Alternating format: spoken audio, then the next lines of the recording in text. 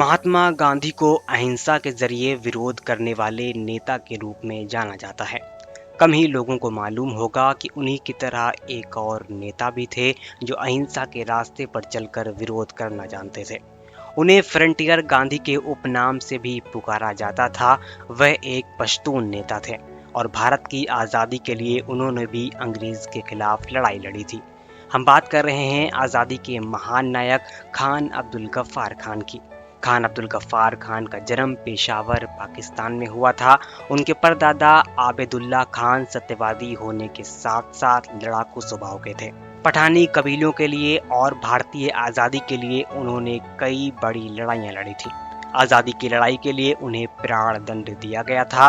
वे जैसे बलशाली थे वैसे ही समझदार और चतुर भी थे। इसी प्रकार खान अब्दुल गफ्फार खान के दादा सैफुल्लाह खान भी लड़ाकू स्वभाव के थे। उन्होंने सारी जिंदगी अंग्रेजों के खिलाफ लड़ाई लड़ी। जहां भी पठानों के ऊपर अंग्रेज हमला करते रहे वहां सैफुल्लाह खान मदद में जाते रहे। आज़ादी की लड़ाई का यही सबक अब्दुल गफ्फार खान ने अपने दादा से सीखा था। उनके पिता बैराम खान का स्वभाव कुछ अलग था। वे शांत स्वभाव के थे और ईश्वर भक्ति में लीन रहा करते थे। उन्होंने अपने लड़के अब्दुल गफ्फार खान को शिक्षित बनाने के लिए एक मिशनरी स्कूल में भर्ती कराया। हालांकि पठानों ने उनका बड़ा विरोध किया। मिशनरी स्कूल की पढ़ाई समाप्त करने के बाद वह अलीगढ़ आ गए, किंतु वहां रहने की कठिनाई के कारण गांव में ही रहना पसंद किया। गर्मी की छुट्टियों में खाली रहने पर समाज सेवा का कार्य करना उनका एक मुख्य काम था। शिक्षा समाप्त होने के बाद वह देश सेवा में लग गए। पेशावर में जब 1919 में फौजी कानून या मार्शल लॉ लागू किया गया तो उस समय उन्होंने शांति का प्रस्ताव दिया था, लेकिन फिर भी वह गिरफ्तार किए गए। अंग्रेज सरकार उन पर विद्रोह का आरोप लगाकर जेल में बंद रखना चाहती थी, इसलिए उसकी ओर से इस प्रकार के गवाह तैयार करने की कोशिश की गई, लेकिन कोई ऐसा व्यक्ति तैयार नहीं हुआ जो सरकार की तरफ से ये झूठी गवाही दे सके। फिर भी इस झूठे आरोप में उन्हें 6 माह की सजा सुनाई गई। 29 मार्च सन 1931 को लंदन द्वितीय गोलमेज सम्मेलन के पूर्व महात्मा गांधी और तत्कालीन वायसराय लॉर्ड इरविन के बीच एक राजनीतिक समझौता हुआ, जिसे गांधी इरविन पैक्ट के नाम से जाना जाता है। इस समझौते के बाद खान साहब को रिहा कर दिया गया।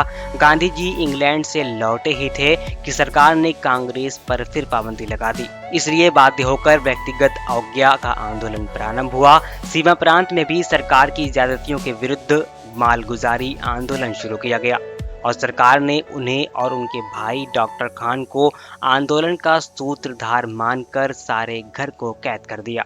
1934 ईस्वी में जेल से छूटने पर दोनों भाई वर्धा में रहने लगे और इस बीच उन्होंने सारे देश का दौरा किया। कांग्रेस के फैसले के अनुसार 1939 ईस्वी में जब प्रांतीय काउंसिलों पर अधिकार प्राप्त हुआ तो सीमा प्रांत में भी कांग्रेस मंत्रिमंडल उनके भाई डॉक्टर खान के नेतृत्व में बना, लेकिन स्वयं वे उससे अलग रहकर जनता की सेवा करते रहे। 1942 ईस्वी के अगस्त आंदोलन के सिलसिले में उन्हें गिरफ्तार कर लिया गया और बाद में 1947 ईस्वी में उन्हें रिहा कर दिया गया। भारतीय स्वतंत्रता आंदोलन के अंतिम दिनों 1947 में जब पूरा भारत बंटवारे की तैयारी कर रहा था तब खान साहब बंटवारे का विरोध कर रहे थे, लेकिन उन्हें यह त्रासदी झेलनी पड़ी। उन्हें और उनके साथियों को ना चाहते हुए भी पाकिस्तान का हिस्सा बनना पड़ा। देश का बंटवारा होने पर उनका संबंध भारत से टूट गया, लेकिन वे देश के विभाजन से किसी प्रकार सहमत न हो सके। इसीलिए पाकिस्तान से उनकी विचारधारा हमेशा अलग थी। पाकिस्तान के विरुद्ध उन्होंने स्वतंत्र पख्तूनिस्तान आंदोलन आजीवन जारी रखा। 1970 में वह भारत और देश भर में घूमे। उस समय उन्होंने शिकायत की कि भारत ने उन्हें भेड़ियों के सामने डाल दिया है तथा भारत से जो आकांक्षा थी एक भी पूरी न हुई। भारत को इस बात पर बार बार विचार करना चाहिए। 14 अगस्त 1987 में खान अब्दुल गफ्फार खान को भारत के सर्वोच्च नागरिक सम्मान भारत रत्न से सम्मानित किया गया। भारत रत्न पाने वाले वे पहले गैर भारतीय नागरिक हैं।